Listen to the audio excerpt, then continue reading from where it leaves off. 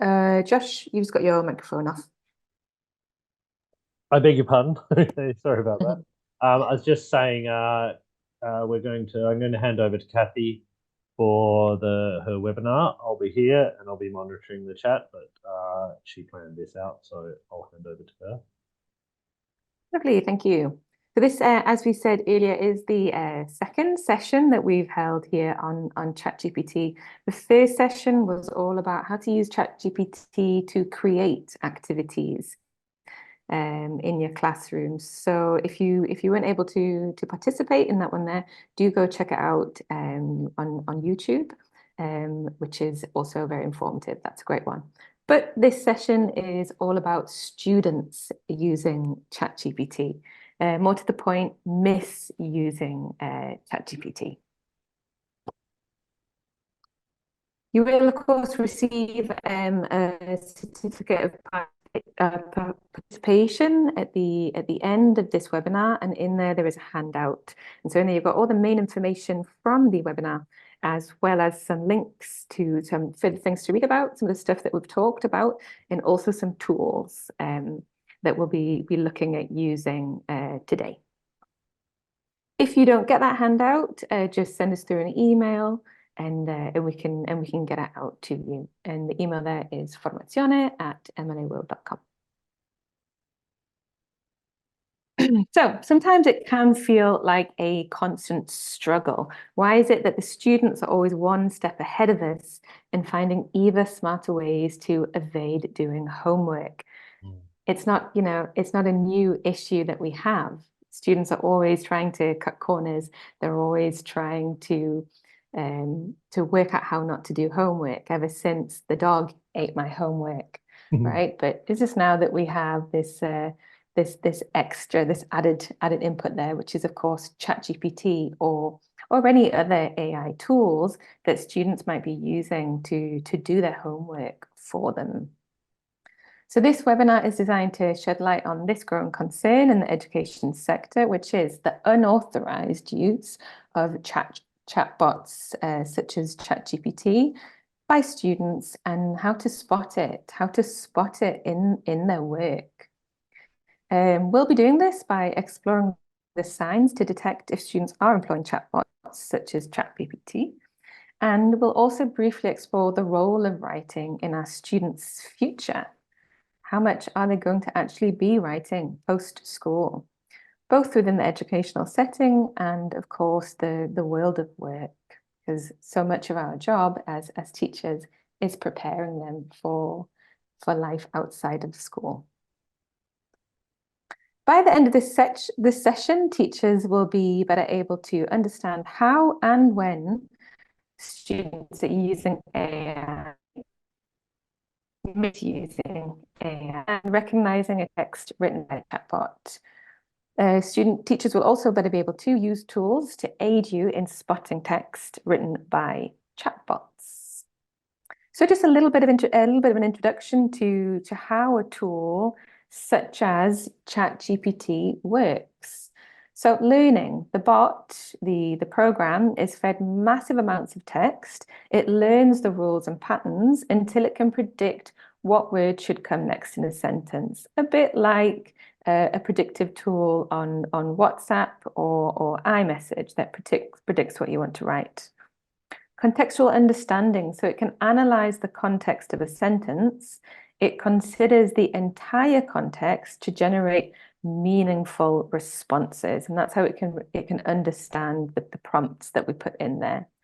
And then also it does this beam search. So a search is often employed to improve the quality of the generated text.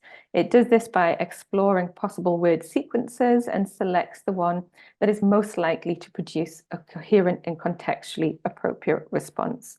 So what this means is it kind of makes these algorithms in order to have always the most cohesive and the most contextual and meaningful text that it responds with.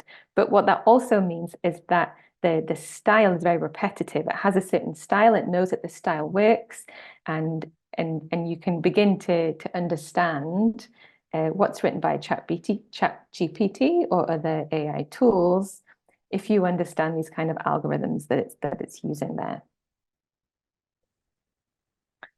So reach out to us in the chat there and let us know what way your students misusing chatbots or AI tools such as ChatGPT. Do Yeah, you let have us any? know if you think you've had some students that have used it, or do you suspect them? Do you think they will more in the future? And do you think you'll be able to detect it in the future? Let us know in the chat. And what are they using it for? I mean, I was saying while we were waiting for the webinar to begin, I was saying that I think I had a student, I teach some private students, and I think I had one who tried to write a B2, Cambridge B2 essay with it. It stood out to me, just to be honest, not probably with any of the things Kathy's going to talk about, but particularly for the fact that it was much higher than his general level. It didn't have any errors. It had lots of expressions in it that I'm pretty sure he didn't know. I think that's a very good point, and one that isn't in this session, is that they are free of errors. Yeah, and I think this is the thing that while ChatGPT, it's not unusual for ChatGPT to make factual errors. That is, give you facts that aren't correct. I mean, in the end, if they're common errors, then the ChatGPT will reflect those errors, or if it doesn't understand the question correctly. But in terms of grammar, it generally does it perfectly. You're not going to find grammatical errors in there, as at least I've never found any so far. Okay, because it's basically, it's analyzing the sort of words that go after, in the context, and therefore grammar is one of the easier parts for ChatGPT to actually understand, as far as I understand. Sylvia said students ask them to do written assignments. Okay. Yeah. But, I think particularly for writing, obviously, as a large language model, it's going to be most, well, I would say, hesitate to use the word useful, but used by students to do writing tasks. And look, to be honest, as I think we mentioned in our previous ChatGPT webinar, I mean, this is not unusual. That the fact is that I mean, I've used it to do writing tasks, not for exams or for homework, but for things in the office, and when I don't have time to write out something, and then go through and edit it and check it and things like that. But and I think there's a open question to whether we really should be assessing writing, too closely anymore, if native speakers are using this in work contexts. Absolutely. But I'm not sure if that's a webinar discussion for today. But yeah, I think as Sylvia said, that's what we worry about most, is that students are using it to do their own writing exercises or assessments. So what we're going to look at today is a writing exercise, an essay. We're looking at an essay written by ChatGPT, and we're going to break it down and talk about the three main ways you can understand that it is written by ChatGPT.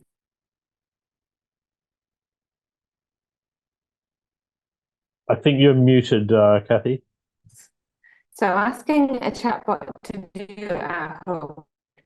This is the essay rubric that we're going to be using. This is the essay that perhaps we might have asked our students to write, and I put it into ChatGPT.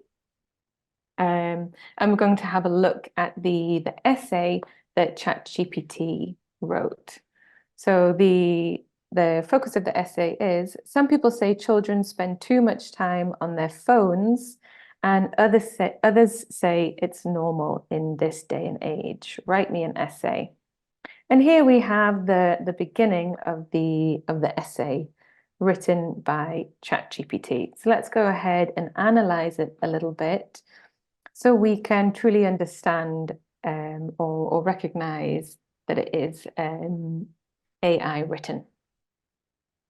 The first thing is the lack of any anecdotal evidence in the writing. So humans learn, of course, from personal experience, and this inevitably comes out in writing, especially with young teens who always think from personal experience.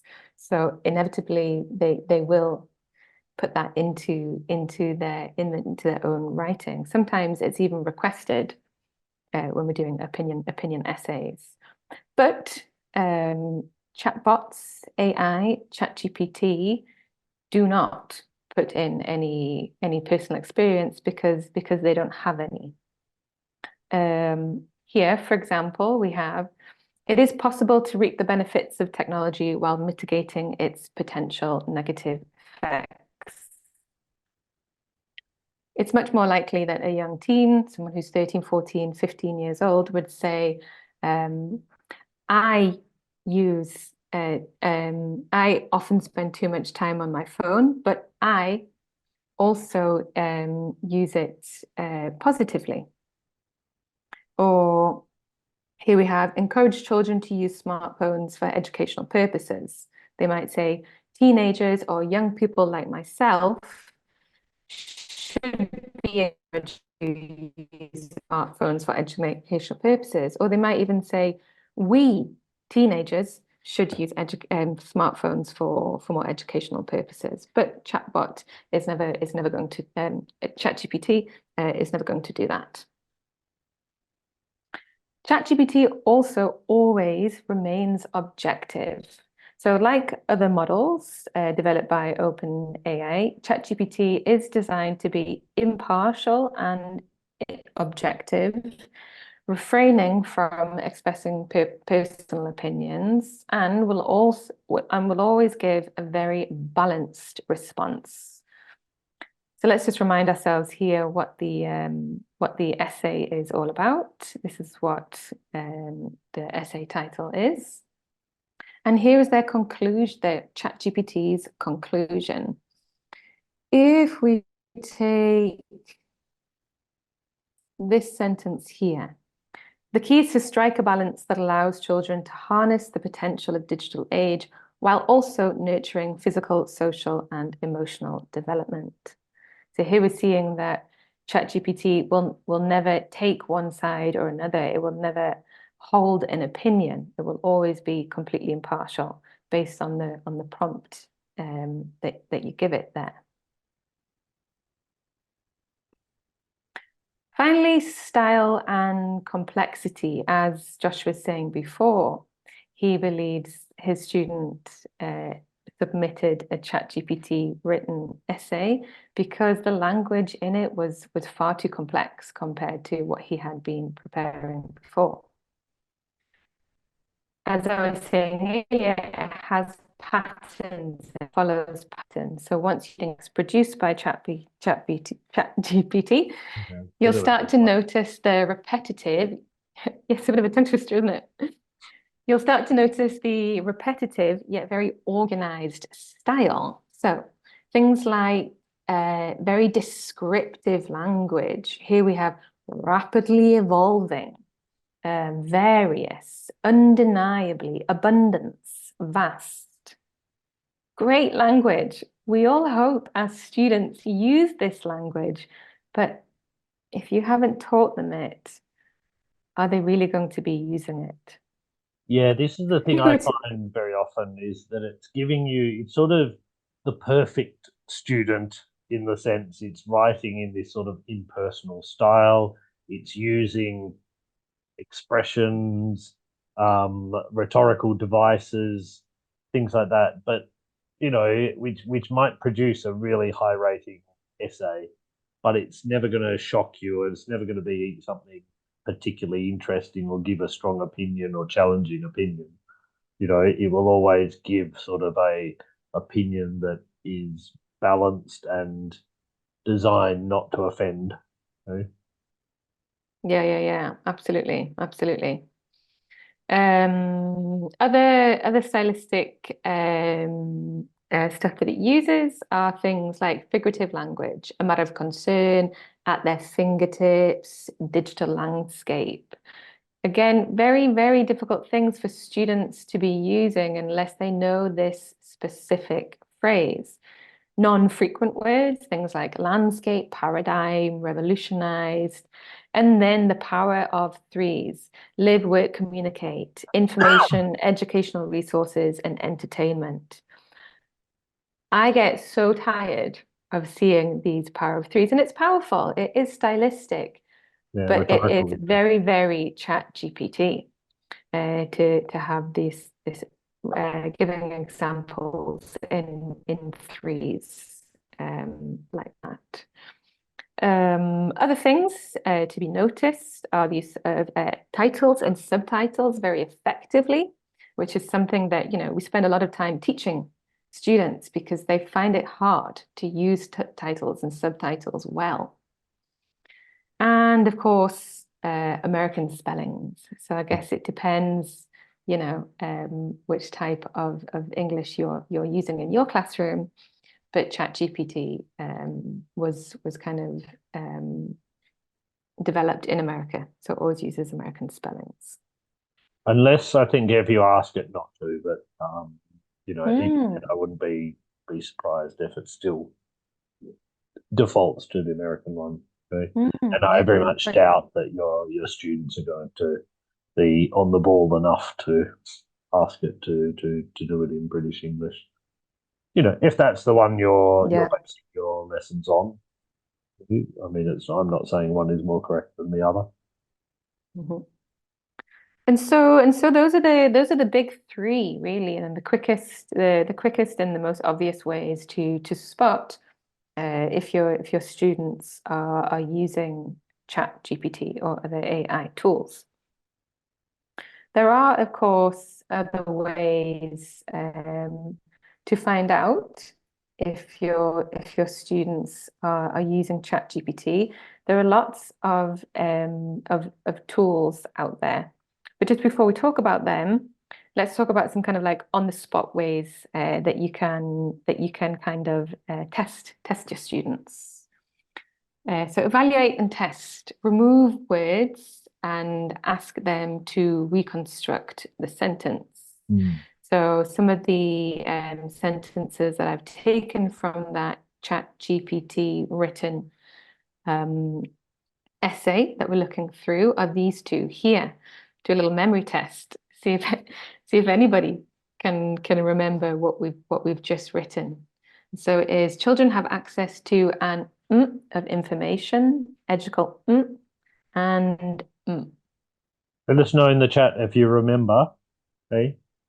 But I mean, this is obviously, we don't expect you necessarily to remember, but I would imagine that if you had written the article, okay, it would probably yeah, come to mind what you'd written. If yeah, you taken so exactly. much effort to use these expressions. Right. Don't think it's a mount. Mhm. I can't remember myself, to be honest. I must admit, I can't remember. I can't remember either But because we didn't just to write it repeat in the point, that exactly. point.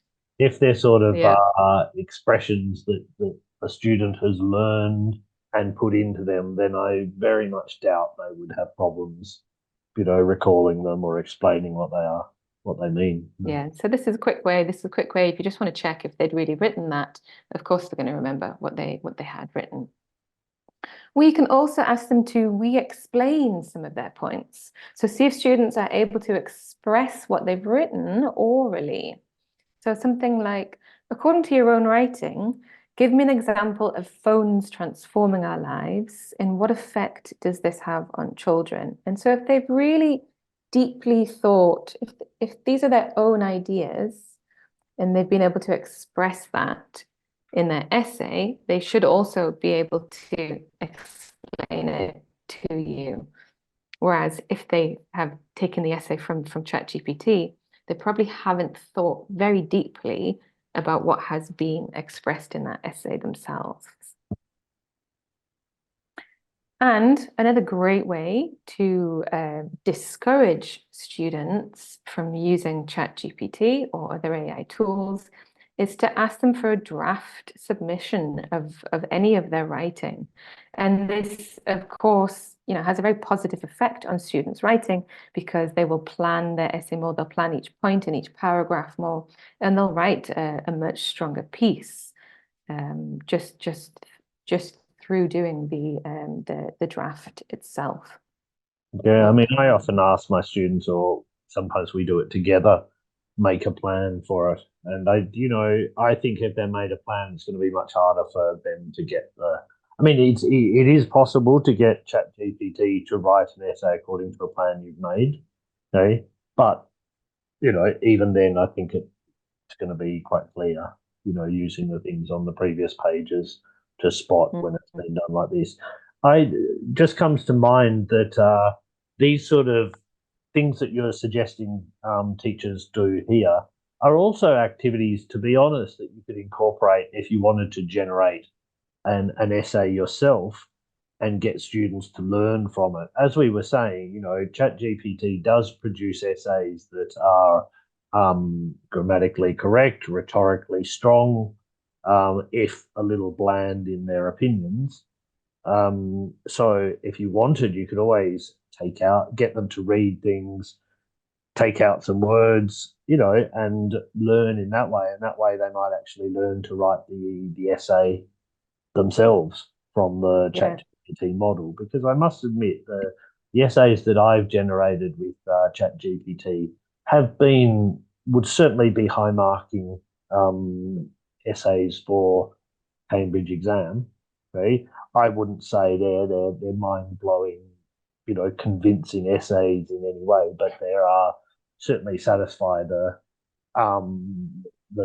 requirements of whatever level Cambridge exam it is, if we're talking Cambridge or any other sort of expression or sort of exercise you do in your school. Yeah. And I mean, if we acknowledge that students will be using this anyway, then there's a lot to be said for bringing it into the classroom. And many students do really, really benefit from having a model essay, a really, really well written essay. As Josh was saying, you can use this as an exercise for them to think about, using more complex collocations, or you could ask them to find some of that figurative language and then reuse it in their own essay. Definitely. Or in their conversation, speaking, rhetorical, if they're doing debates, things like that. Yeah, absolutely. Absolutely. So tools. There are lots of tools that you can use that will check your students' work for you. So the only thing you have to bear in mind with using an online tool that detects whether it's written by AI or not is that really you'll need your students to be submitting their work. It can't be handwritten, it has to be typed up so that you can copy and paste their work into. They work by analyzing the text, looking for patterns, much like the patterns that we spoke about at the beginning of this session. They also use this natural language processing, where they identify patterns, but also anomalies. So the more anomalies there are, the less likely it is to be written by AI. One thing that's really important to know about these tools is that they're not perfect. And the accuracy of these tools do vary, as I will show you now. But we have, gone through and practiced using a few of these different tools, and we have collected for you the ones that we have found have been most effective, basically. Yeah, And so so what I I think, did, sorry, just to interrupt, just I would say, be a little careful about using these because, a false accusation, can be quite damaging, particularly if it is a student who has really tried hard to make a good, piece of writing. And, if a student is submitting work that is at, I don't know, C1 level when they're actually at B1 level speaking, then I think it's going to be obvious. But if they're doing quite a simple task, it could be that ChatGPT produces something that, they may be able to produce anyway, particularly if you ask, for example, ChatGPT to write something at B1 level, it will, write at a simpler level. So, these may be things that are certainly out there to be used, but I would warn anyone to I didn't so much for when I found my student I assume was using it. I didn't accuse him of using it, but I think I sort of made it clear that I was surprised that it was, you know, so much better than anything else he'd ever produced, and I yeah, think so complex. message. Okay. Mm. Mm. What I did was take the essay that was written by ChatGPT, and I put it into 4 different tools. The first one, and we have all of these websites in the handout for you, is this one here, the OpenAI detector, and it found that it was 98.6% fake. It is, of course, 100% fake, but I would say that was pretty accurate. This one here, strangely, is called Hugging Face. And here it found the probability of it being written by ChatGPT was about 80%, 79, so 80% there. So again, this one did pretty well. The third one, which is a little bit easier to use, it's a bit more user-friendly, is called GPT-0. And here, this one found it was 60% likely to have been written by AI, but that it was a mix of human and AI in there. So here we're seeing the same essay across 3 different tools. You can get different results there. The fourth one, just to show you that these tools can sometimes be very unreliable, was this one here, and it found that it was 100% human generated. Wow. So Well, just to give you an idea. I don't know whether that makes me feel happy that AI is not going to take over the world, or sad that it's not as good as we think it is.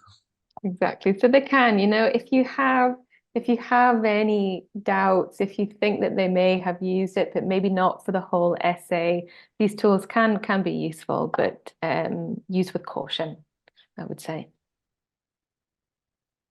Sylvia asks if this is in the handout. Yes, I believe all the links Yeah, are in the handout and all the yeah. text from here and a lot more. Okay, so yes, you'll all receive a handout, and if you don't, I'll tell you again at the end about what email to send it to us, and I'll make sure you get it. Yeah, exactly. These are the three websites that worked there. But as Josh said, they are all there in the handout for you. So what is the future of writing as an assessment tool? As Josh was saying, if we're using ChatGPT to aid us in writing things at work, then how much do our students really need these writing skills that we are teaching them, and but also using to assess them? So is that really fair? And what place will it have in education looking forwards? What's the purpose of writing as an assessment tool? Will our students need to be good at writing once they enter into the world of work? So if they know already that they won't be writing much once they leave school, what's the validity of doing such an exercise for them? And if they don't see it as something valid that they can learn from, or there is a transferable skill, how much are they actually going to be paying attention? So if we do stop using writing as an assessment tool, then how can we assess them? A lot of the time when we are asking them to write, for example, an essay, it's because we really want to test them on their, kind of higher order thinking skills, things like analyzing, synthesizing, and criticizing.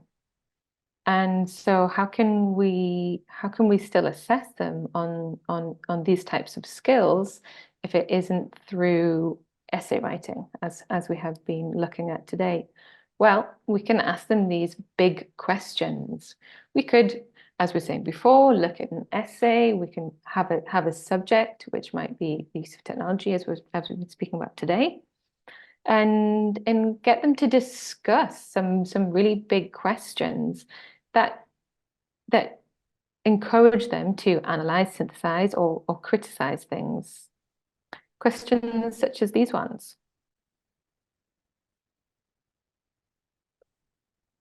Yeah, I think there's something to be said for the fact that the Anglo-Saxon educational system is very much based on, whether we're talking about high school or a university, is very much based on this sort of analytic writing, essays and things. I know, when I was at university and at school, we would learn to write essays very carefully. We would have to submit essays for different subjects that I studied at university or at school.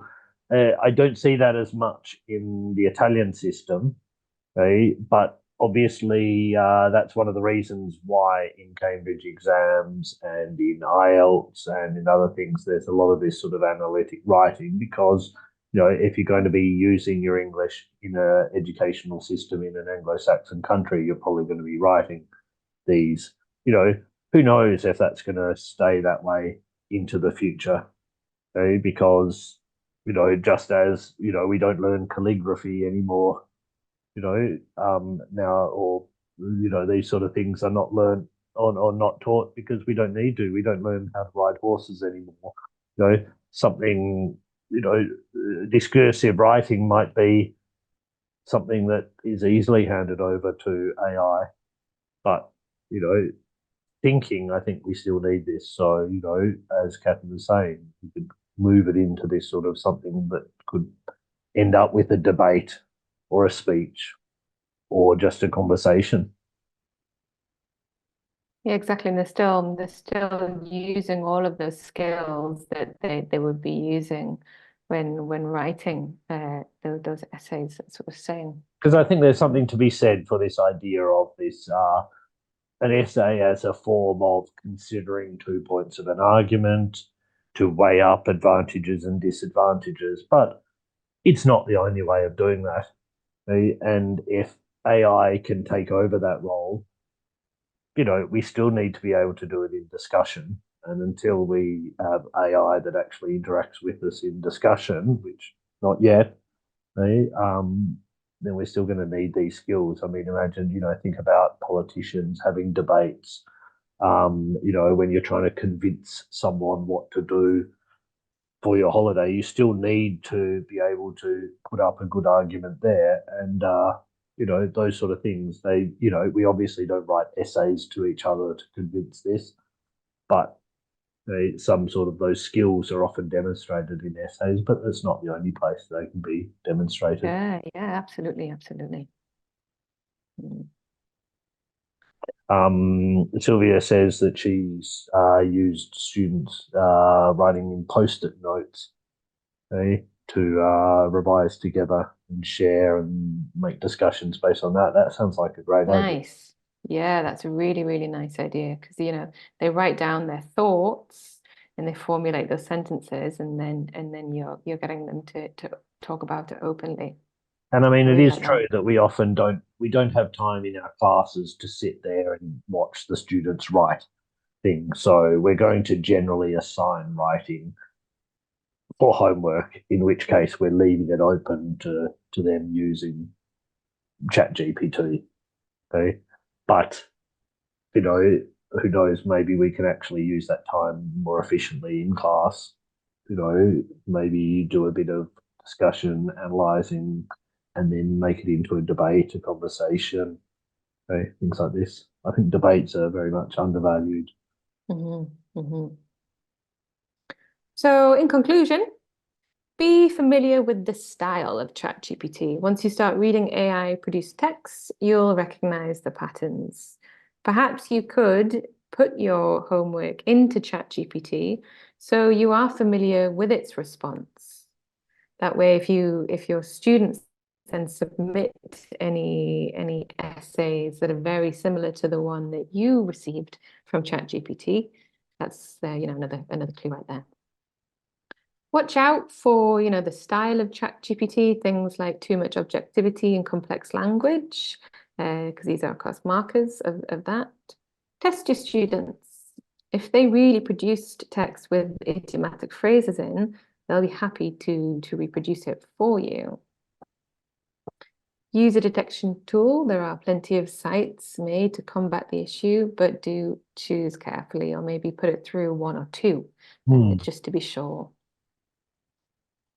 And look forwards. Question the use of a writing piece over an activity that could nurture more transferable skills in our students through the use of things like debate. Yeah, and I mean, for all the essays that I wrote in high school and at university, I don't think I've written anyone since. And so, while we are, I don't think it was wasted time because it made me be able to put my ideas in order. Sorry, despite what it sounded like in that sentence. But I think you do learn by writing essays, but we've got to work out that it's not the only way of learning, and teaching students these critical skills, critical thinking skills. Yeah, of course, we can't deny that it's good practice for students putting their ideas down, formulating sentences, using more complex structures, because they get that time to think about how to formulate those things, and it is great practice. But just how valuable is it for them now? Definitely. I think we have to use it sparingly. Yeah, and I think if there's always in most group classes, there's always you should always take it as a good opportunity to have some more debate, conversation, speaking tasks in your lessons. They take a bit more management than just giving them some homework to write, okay, and then read in the next lesson, but they really do pay off. These are the skills that the students look for so that they can use this in a job interview, in a holiday, speaking to tourists in their city or in a job. Okay? So these are the skills, as I said, they're not going to be writing essays unless they're going into journalism or things like that, which case, they can learn those later.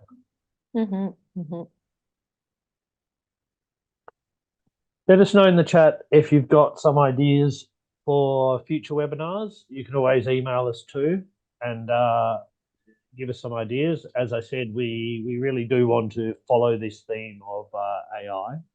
Maybe not just ChatGPT, but there's other ones too, and other ones creeping up behind ChatGPT as well. And not only language models, but things that work with visual information.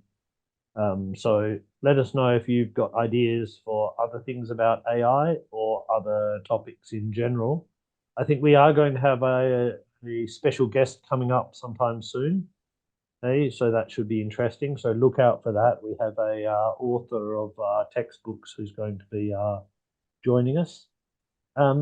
As I mentioned before, or as Kathy mentioned before, you will receive a certificate of participation and a webinar handout. There's the email there. I know some of them don't get through to you for several reasons. I think some of them are email problems that we're having at the moment with mlaworld.com. But If you don't receive it, please send us an email and we'll get it out to you as soon as possible. And please join us next week. We're going to be talking about the idea of active learning, making your lessons and making your lessons more interactive and getting students to take more responsibility for their learning. Okay? I think you'll find that one really useful. Okay? Thanks also very much to Kathy for preparing this one. Okay? Thank you, everybody, for joining us today, and thank you for your time, Josh. Yeah. Thank you, everyone, and I hope to see you next week. Okay? Bye. Bye.